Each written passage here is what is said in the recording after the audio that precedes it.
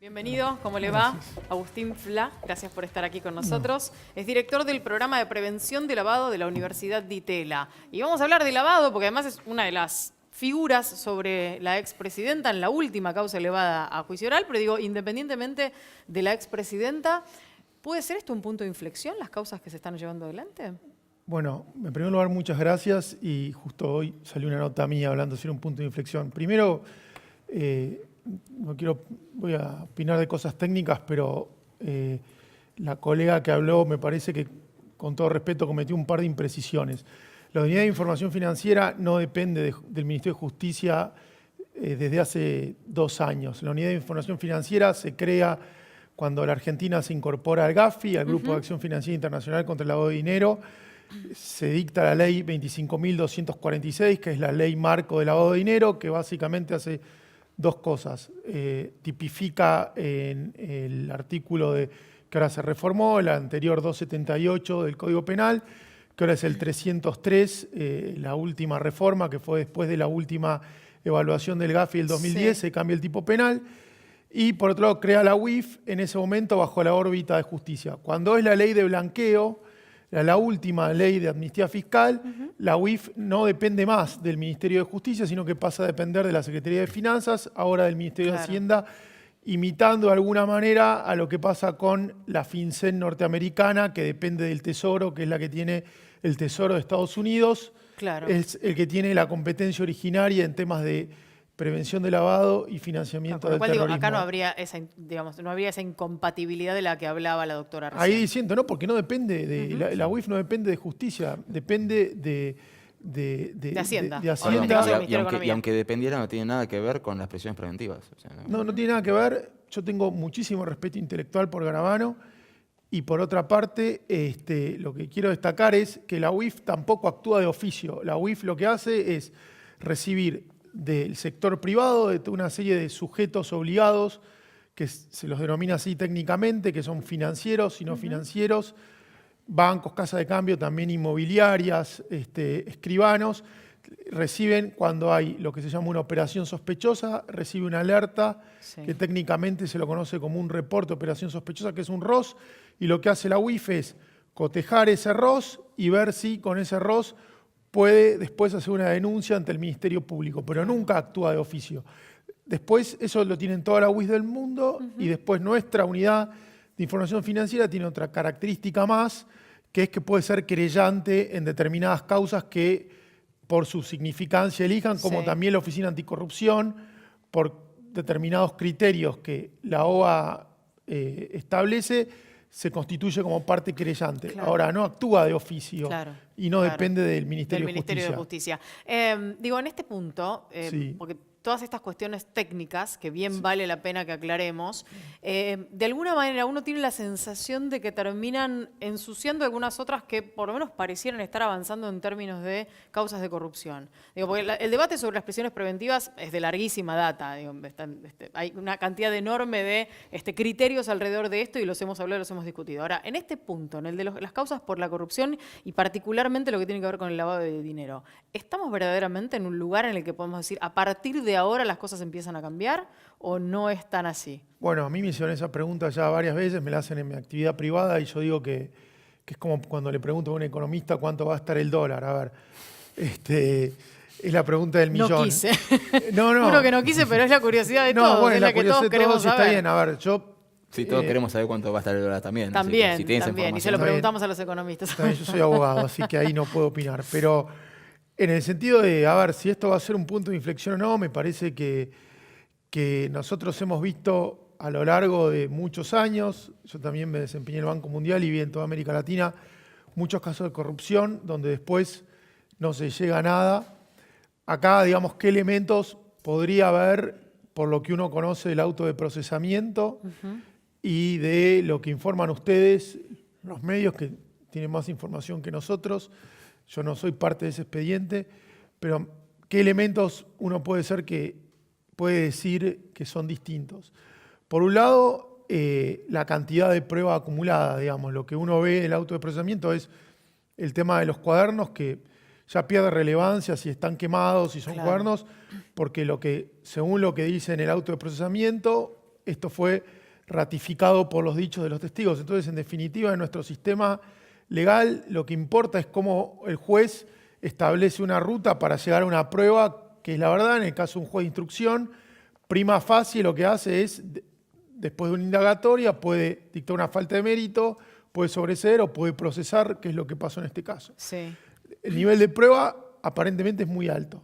Siempre hablamos como aparentemente porque no hay una condena firme, que eso me parece que es una obviedad, pero es importante resaltarlo. O sea, Sí. que, digamos, uno no es culpable hasta que una sentencia firme, que esté confirmada en doble instancia, uno es inocente hasta eso. Pero hay un procesamiento. Por otro lado, algo que no habíamos visto hasta ahora, que es la pata privada, digamos, el tema de... Hay una nueva ley, que es la Ley de Responsabilidad Penal de las Personas Jurídicas, que se dictó el 1 de marzo y que establece ciertas penalidades. Hoy la Oficina Anticorrupción sacó una resolución de 80 carillas, que yo la traje, sobre lineamientos para los programas de compliance o de cumplimiento para las empresas. O sea, esto es un correlato de la ley, del decreto que sacó reglamentario hace un par de meses la OA, que la establecen como autoridad de aplicación, y hoy sacó una resolución muy importante sobre programas de cumplimiento y guías para las empresas que tienen que seguir. Entonces, con esta nueva ley, lo que vemos en esta causa es que empieza el sector privado a colaborar con la justicia. Un punto más. Sí, no, pero digo, esta nueva resolución que sale hoy, ¿está relacionada con todo lo otro que pasó? Digo, a la luz de los hechos y de lo que uno pudo ver, digo, viene de la mano de eso. Digo, Viene, una idea de poner en caja antes, todo que esto. si no se hacía algo, no nos quedaba ni una empresa que pudiera cumplir con la obra pública. Bueno, justamente, a ver, a mí me preguntaban esto el otro día. La idea es poder dividir a la persona de la empresa y también si la empresa comete alguno de los delitos establecidos por la ley, que esa empresa cumplan con una serie de programas de cumplimiento, de pagar multas, de que se le pone un monitor, digamos, toda una serie de sanciones que son muy comunes en otros países y que lo vimos en Brasil, pero en mi opinión, si uno cierra la empresa, perdemos todos, porque pierde el Estado que obtuvo la licitación. Estas empresas muchas veces tienen una capacidad técnica muy importante para llevar a cabo, y después lo último es que dejás sin trabajo a mucha gente. Si vos a una empresa que está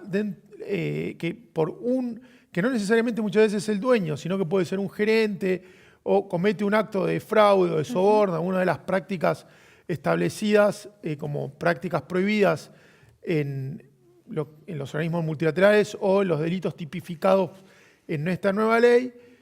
Si vos cerrás la empresa, lo que terminás haciendo es dejar sin trabajo a mucha gente. Entonces, pierden todos. Acá de lo que se trata, y esto tiene origen en una ley americana, que es la ley de soborno transnacional, que se conoce como la Foreign Corrupt Practices Act, que es la ley que da origen a todo este sistema, que es que también una empresa o alguien de la empresa comete un delito y esa empresa paga una multa, tiene que tener un monitor. Ahora, después, nuestra ley dice al individuo, después se le puede iniciar una causa penal, pero lo importante acá es que la empresa, para resumirlo de alguna manera, se rehabilite, no matarla, porque estás matando a un montón de familias. Las consecuencias son mucho más graves y más profundas que solamente atacar la cuestión de la corrupción puntualmente. Bueno, teniendo ya, después de lo que hablamos recién, tenemos un baile entre los tres poderes, ¿no? El Poder Judicial, que está avanzando con la investigación, el Poder Ejecutivo, que, o sea, yo creo que no puedo definirme como un fan de Garabano, pero ni por lejos, en un montón de cuestiones, pero...